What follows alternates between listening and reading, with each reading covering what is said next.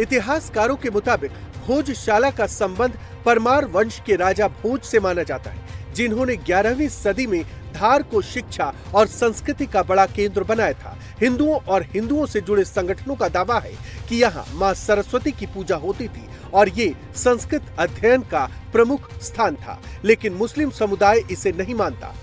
इस विवाद में मुस्लिम समुदाय इसे कमाल मौला मस्जिद बताता रहा है, लेकिन कोर्ट के आदेश के बाद अब मुस्लिम पक्ष को भोजशाला परिसर में नमाज पढ़ने की इजाजत नहीं होगी और हिंदुओं को पूर्ण रूप से नियमित पूजा का अधिकार दे दिया गया है।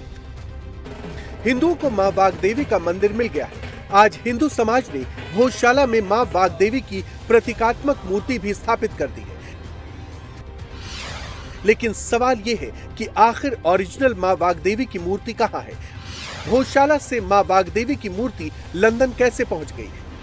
117 साल से लंदन में कांच में क्यों कैद है भोजशाला की देवी? लंदन के म्यूजियम से वापस भोजशाला कब लौटेगी मां वाग्देवी? क्योंकि बिन मां वाग्देवी भोजशाला अधूरी है। माननीय उच्च न्यायालय ने कल राज्य सरकार और केंद्र सरकार को निर्देशित किया है कि लंदन के ब्रिटिश म्यूजियम में जो मां वाग्देवी की मूर्ति 125 सालों से कैद है, उसको लाने के प्रयास सरकार को करना चाहिए।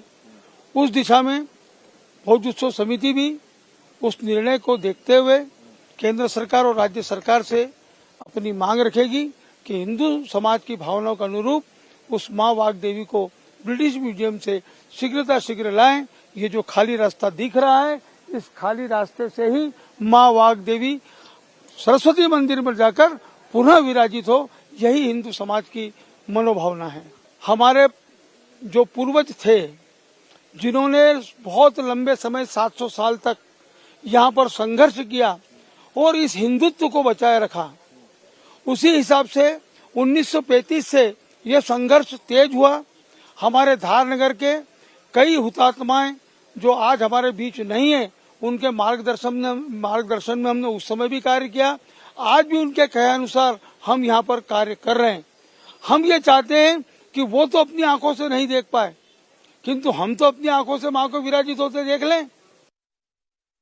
इंडिया टीवी इस वक्त खड़ा है 84 खंभों से बने उस विशाल भोजशाला प्रांगण में, जिसके नाम से ही साबित होता है भोज और शाला, यानी राजा भोज के द्वारा बनाई गई एक शाला, एक विशाल संस्कृत की यूनिवर्सिटी। तस्वीरों में आप ये 84 खंबे देख चुके हैं, जो दरअसल 1034 में राजा भोज ने यहां पर बनवाई थी। और इसी यूनिवर्सिटी में जो 84 खंबों पर आपको दिखाई दे रही है, यहां पर देश विदेश के हजारों छात्र शिक्षा लेने, संस्कृत से लेकर तमाम जो सब्जेक्ट्स थे उनका अध्ययन करने यहां पर आते थे।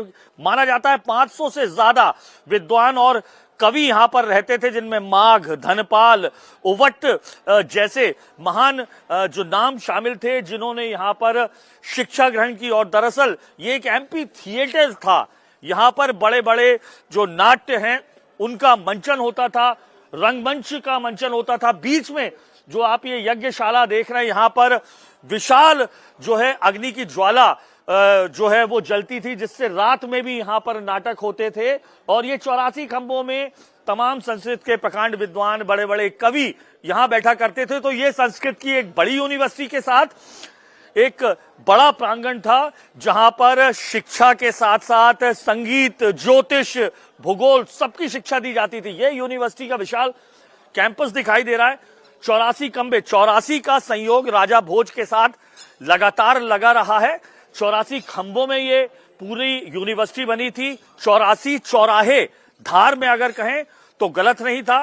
राजा भोज ने 84 ग्रंथों की रचना की, जिसमें ज्योतिष से लेकर तमाम ग्रंथ थे।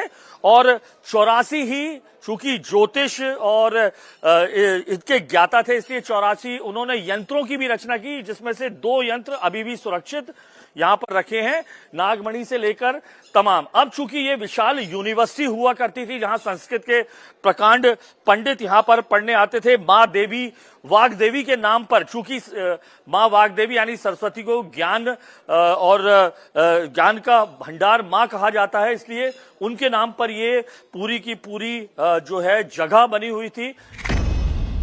इस भव्य भोजशाला की स्थापना मालवा के राजा भोज ने 1034 ईस्वी में ज्ञान, विज्ञान और संस्कृत के अध्ययन के लिए किया था। राजा भोज ने यहाँ वाग्देवी की मूर्ति स्थापित की थी।